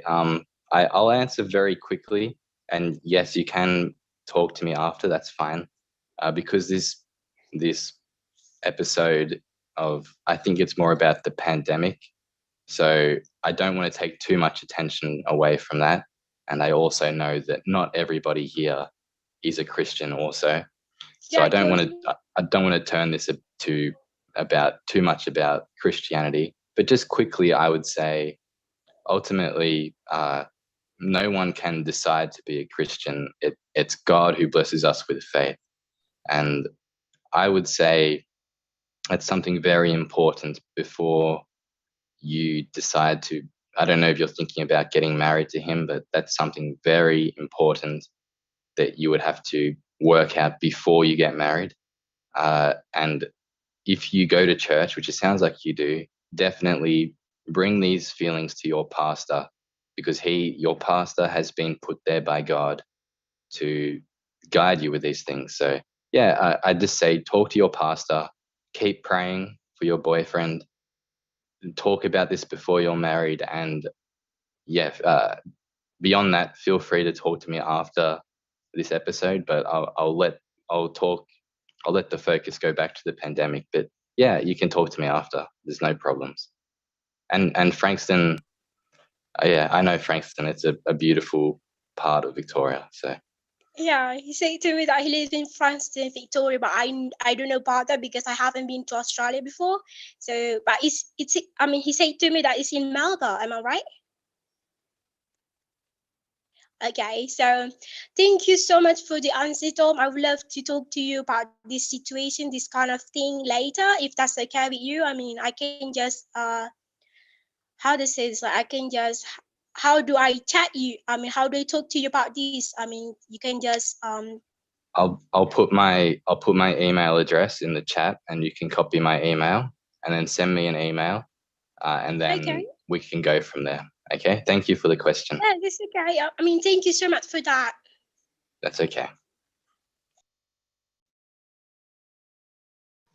Okay, thank you to both Tom and also Veronica to ask the question and the answer from Tom. Okay, so the next question is from Riddle Andreas. How do you counter the hoax news during the pandemic? Because I think this is so disturbed and make all the civil society be panic in some issues. How your action and your position? From Riddle Andreas. Okay, you can immediately answer it, for Tom. Okay, there are two questions, and the second one is, if the pandemic ends, are you guys will keep develop the online event like this and maintain the relation across countries? Okay, so which one do you want to answer first? I think I'll answer the second one first. If the pandemic continues, yes, I will continue to be with Johanna, because I asked her to marry me almost 2 years ago. I asked her in 2019.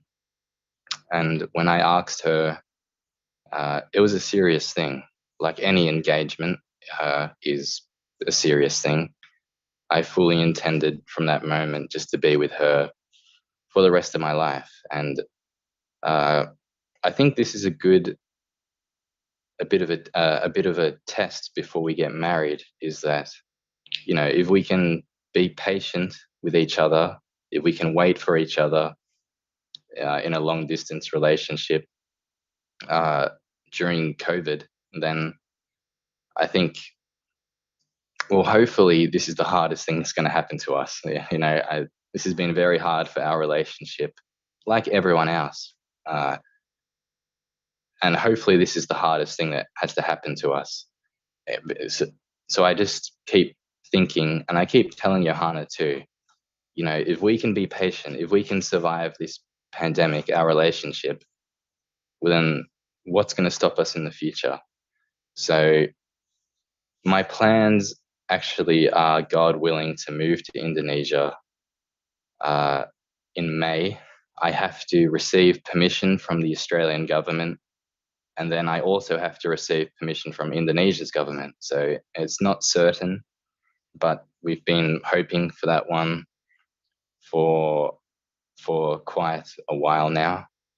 But either way, whether I get to reunite with her in May or in June, or if I have to wait until December. I don't want to wait until December, but I will if I have to. And I'm sorry, Miss Tifel, could you please repeat the first question? Okay. So wait, the first question is from the same person. How do you counter the hoax news during the pandemic? Because I think this is so disturbing and make all the civil society be panicked in some issues. So how is your reaction? How is your action to face this? Okay, so I'm not sure which hoax specifically the asker has in mind, but I can think of, I know there's been a bit of contention about where and how the virus started. I know most people believe it was from a bat somewhere in China, and then through bodily fluids, the virus unfortunately spread. I know other people believe other things, like the virus started in a lab in Wuhan. It was released on purpose. So I know there are quite a few significant hoaxes going around and conspiracy theories. In Australia, I think something that we've struggled with, one hoax in particular, is toilet paper. And I'm sure other countries have had the same thing, where there's been a hoax that we're running out of toilet paper. So everyone runs to the supermarket, they buy the toilet paper, and there's no toilet paper left. So I guess the main thing I'm trying to communicate is that these hoaxes have really specific consequences. You know, they affect the way we live, because I remember going to the supermarket and there's no toilet paper. And it sounds a bit silly, but you can't live, at least in Australia, you can't really live without toilet paper. I know other countries manage in their own way, but in Australia, you need toilet paper. So I think the way I would manage that is just trying to be calm and rational and to be loving and kind to your neighbor, because I've seen videos, actually, not just heard, I've seen videos of Australians literally wrestling over toilet paper. There's one roll of toilet paper left, one box, and they fight. And it's a bit sad to see that. I've also heard stories of people giving their toilet paper away and being kind because they've had more than they need. So they're saying, well, you can have this too. So I'd say about the hoaxes specifically, don't believe anything that, if you don't know it's true, don't believe something that makes you judge your neighbor. Don't believe a conspiracy theory that will lead to racism, or don't believe a conspiracy theory that will lead to being a selfish person and taking all the toilet paper. So just try to be smart with the hoaxes. Try to just be simple. The attitude I would have is, if I can't prove it, then I don't know it's true. And then that's it. I can't prove that the virus started in Wuhan in a lab. So I'm not going to believe that. I'm not going to be racist toward Chinese people in any capacity, because I don't know that they did it on purpose. I can't prove that, so I'm not going to believe it. I'd rather just believe that it was a complete accident of nature, and, oh well, not an accident of nature, but yeah, just don't believe anything that is harmful for your neighbor.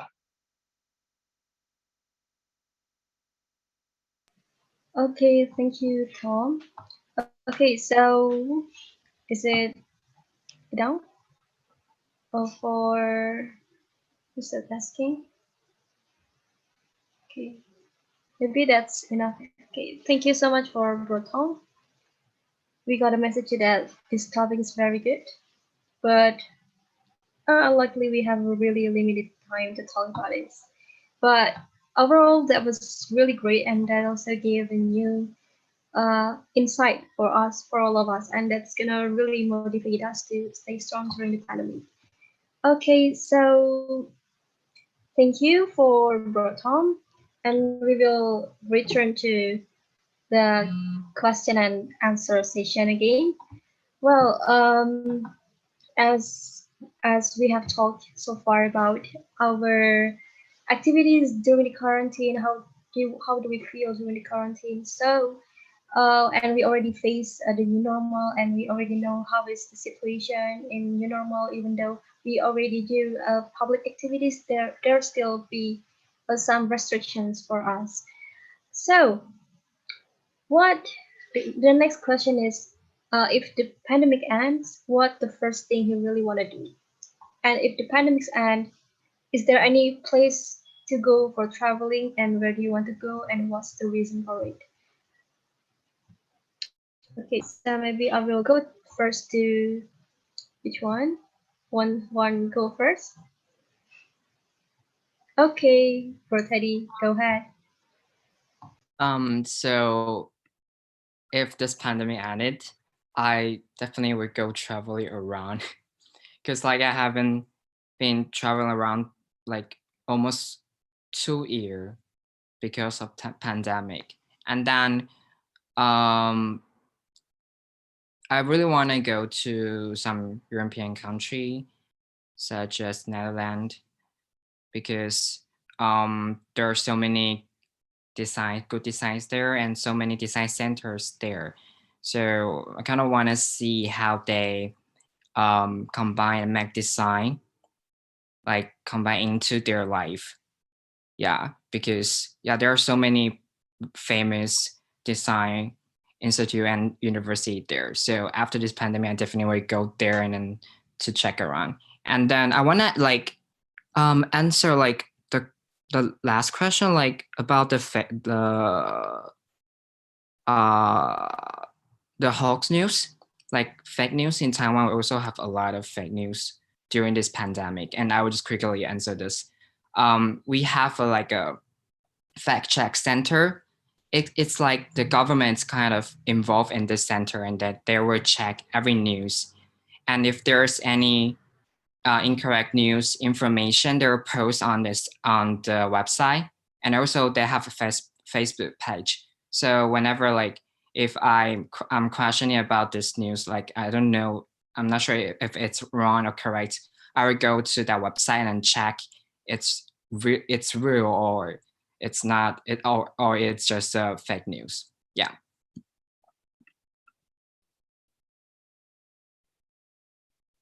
Okay, thank you to Bro Teddy. Maybe because of our limited time, I will just go to Ronathan. You can turn your microphone on. Let me comment also a little bit about the hoaxes and fake news, because I believe this is a very big topic, and I think especially in Indonesia these days, but also in other places. And I can see there is a difference in how we understand it. For example, here in the Czech Republic and also in Indonesia.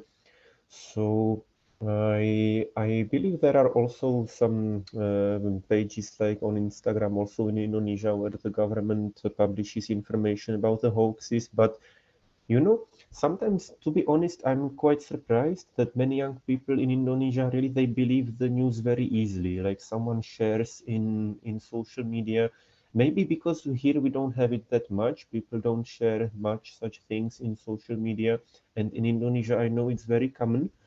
But I want to encourage every all my friends, when sometimes they ask me about it, to really check, as Tom said, to check for the official sources, to make sure, because sometimes it's really very funny, ridiculous things. Maybe let me check who asked the question. It was Veronica, I think, or Riddle. It was Riddle. So maybe Riddle, if you want, you can contact me later. I wrote an article about this for my friends in Indonesia about how to understand better what is a hoax and what is not, because I know it is very common in Indonesia. And these days, sometimes I feel sad when I see many, especially the thing with the vaccines. Many times I hear my Indonesian friends saying that the virus doesn't exist and that the vaccines they will not get them. And I feel it very sad, you know. I think it's enough to just come here and check the hospitals, and I think everybody will be will be longing for the vaccine to get it. So maybe if you want, we can discuss it in person later. I mean, through WhatsApp or other means. And for the question about what I want to do after this pandemic is finished, my answer is very simple. I want to take my things from here, from this room, and I want to first meet the girl that I want to marry and her family. And then after that, I want to move to a different place. I want to move to a very special place that is here in my heart.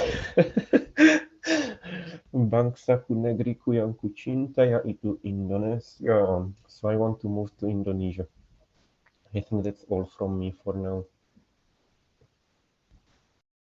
Okay, thank you, Bernard.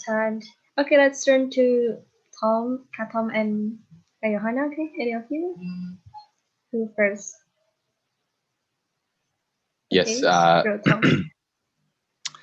similar to Natan, I would just like to go to Indonesia, really. I think that's pretty obvious now. I want to go see Johanna and get married, live there for a little bit. I feel very blessed to have been in Australia. We've handled the situation quite well, although there's varying degrees about opinions about how appropriate our lockdowns were. But at the end of the day, we're safe at the moment. And yeah, I'd like a break from Australia. I love this country, but I'd love to go to Indonesia for a woman, just like my friend from the Czech Republic also. So that would be my, and also like Teddy, my first thing. I think we all just want to travel to go places and to see people. So that would be my answer too. Okay, Bertom, maybe from Kanyo? Sisnyo? I'm sorry, what's the question again? The question is, if the pandemic ends, what's the first thing you're gonna do? And if you want to travel, where do you want to go, and what's the reason? The first thing that I want to travel is to the airport to pick up Tom because it's long distance been over a year. And also the things that I really want to travel because I have a hobby, travel around Indonesia because there's a lot of beautiful things in Indonesia before I moved to Australia. So I love my country and I love to introduce Indonesia to all the world. And also for the culture Indonesia, I'm proud to be Indonesian. So I love Indonesia. So yeah, this is that I want to grow my YouTube channel. If you guys interesting to support our YouTube about daily life in Indonesia. So that's it because I hope the corona is gone soon and everybody's can meet the long distance boyfriend, fiance, husband, and all everybody can join the partner in the job, in the work, and at the school. So that's all. I hope everybody get the best after this corona pandemic. That's all. Thank you, guys. Okay, thank you very much for all of your answer. Maybe this is the last question, the ending of all the questions that I already asked you. So, are we including people who prefer the offline or the online activities, and what reason? And maybe you can give the last motivation word that that can encourage and also motivate the participants and all generation in the world to be better. And yeah, what is your wishes for young generation in the midst of pandemic? Do you have a preference and what can they do in situation? And please just give your statement that already consists all the words that you want to inform to all the participants and the young generation around the world. Maybe I can start first from, okay, who wants to be volunteer? Who want to go first? Okay, maybe from Bro Tom. Okay. Can I adding a little bit? Okay. Okay. So I just need to suggest and motivate all people in here. You are young and never change yourself because so many people gonna be disappointed you, your boss, your friends, and all the situation. Never change yourself. You can be inspiration. You can be positive, and don't let the situation put you down because you know you can pass this one and you can be strong because this is only the beginning. You can be moved for the next level. So never change yourself because people make you down, and always motivate yourself to inspire people. That's from me. Okay, thank you so much, Kak Johanna. So all of you guys, we already got the motivation from Kak Johanna. Yeah, stay strong, keep surviving. Okay, maybe from Bertong. Yes, I'll just add on to that. I think what Johanna meant when she said don't change yourself is don't try to please other people by compromising on your own character. And I would also say that I would say, you know, try to be a good citizen. If you can receive the vaccines in good conscience, then do so. If you can share your materials with other people, and I'm definitely not perfect at this, but try to do that. Try to be, you know, strong. As Johanna said, we're most of us here are young. Life will go on. Just keep fighting. It's been a long time, and it might still be a little bit more, but it'll come to an end soon. And these things will return to our lives. The joys that we had in 2019, I'm sure, will eventually come back. So keep going, stay strong. You're doing well, and just fight the good fight. Okay, thank you so much from Tom. That's motivating us. Okay, maybe the next one from Nathan. Yeah, let me just say I want to encourage us all not to give up and to keep going and keep having even the crazy ideas, because that's what sometimes we need. You know, I can imagine many of us sometimes we can feel tired by all this, and it can seem like it's never ending because it is every time longer and longer and longer. But we can still do nice things, even though our situations, maybe sometimes we experienced closed door or we couldn't finish what we wanted. We can still do new things. So I want to encourage you to really, you know, just speak out and tell people if you need help. Tell you know, call your friends, tell them I feel bored, I feel depressed, let's talk. We can also share, you know, between the countries, even make new friends like we're doing now today. And I think this is what can help us a lot to keep going in this and stay strong, because this life is a lot about relationships between people. So I believe this is really something very useful for us to spend time together.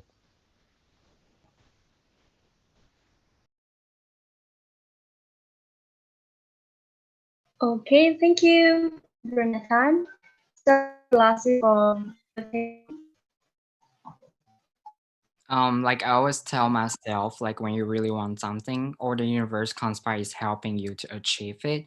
So just dare to dream. I mean, as a designer, for me, like we really don't like people tell us, oh, this is not a good idea, or oh, it's not going to work. But I want to tell you that if you really want to do something, just go for it, and then just figure out how to solve the problem in front of you, and eventually you will achieve what you want.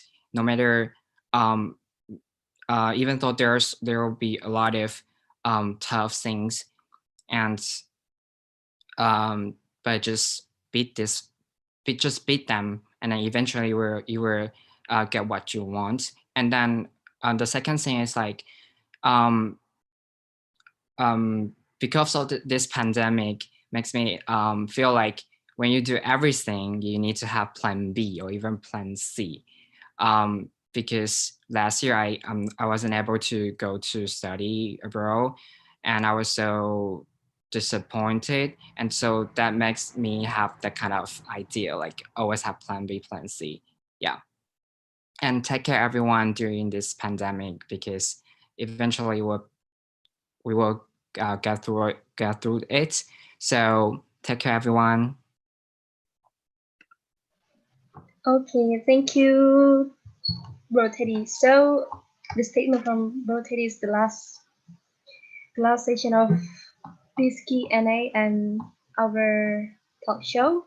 And I'd like to say thank you to all our speakers today and all the participants. I hope that today's talk show is gonna be really beneficial and gonna be really motivating us to stay strong, to keep, to maintain our health, our study, our love, and all things to be more active, productive, and innovative during the pandemic. Even though we have been facing pandemic and we don't know when it's gonna be end, just we have to stay strong and just life goes on. We have to motivate each other to stay strong because everything just gonna be okay after.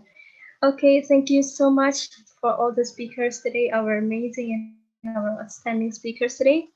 I'm really glad that as the moderator to have communication with you. And I'm Estival Shalabdapiota. I want to say thanks as the moderator today and sorry for all the mistakes.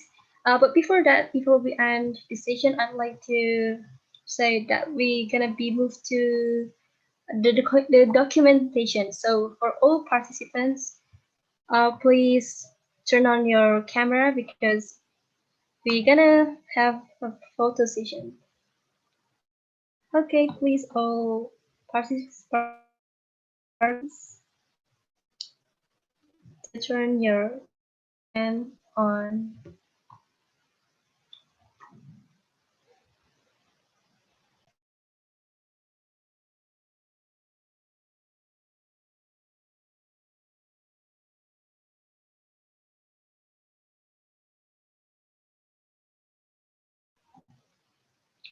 Okay, maybe from Kak Myo, Kak Veronica, Kak Rien, Kak Betari, Kak Cynthia, Kak Yunita, Kak Vanessa, and Kak Taimi. You can turn your cam on. We're done. Okay. Hold one moment.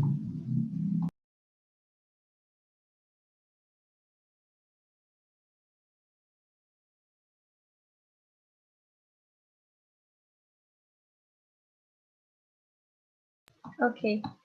Okay, so there's only one slide. Okay. We're gonna take a three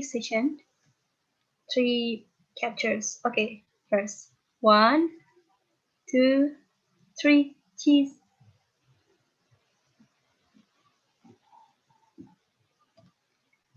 Okay. Okay, next. 1, 2, 3. Okay, the last one. 3, 2, 1. Okay, thank you so much for today's event. I hope that you stay healthy and keep fighting, stay strong, everyone. And I'll give the floor to Ka Jelly. Okay, thank you, Tifal. On behalf of Ruang International, I want to say thank you to our speakers. They are Tom and Johanna. Thank you so much. To Nathan, brother Nathan, thank you so much for your attendance and your insight and sharing your experience. And thank you so much to my friend Teddy Liu for the time and sharing insight for us in this talk show. Hopefully, this talk show bring us many new insight and also make us for being productive and every time. Okay, that's enough for me. Thank you so much and stay healthy and see you next time. Thank you. Thank you, Brother Teddy. Thank you, Brother Tom, Brother Nathan. Thank you, Sis Johanna.